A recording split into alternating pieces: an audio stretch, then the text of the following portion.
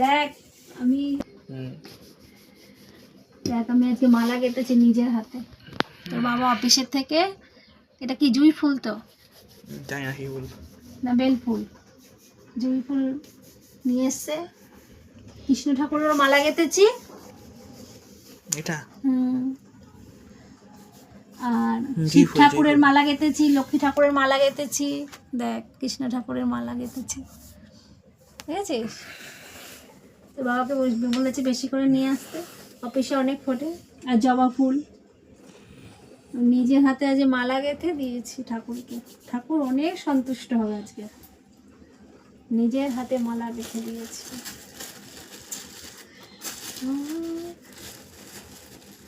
সাদা, লক্ষ্মী ঠাকুর সাদা ফুল পছন্দ করে, বুঝলি?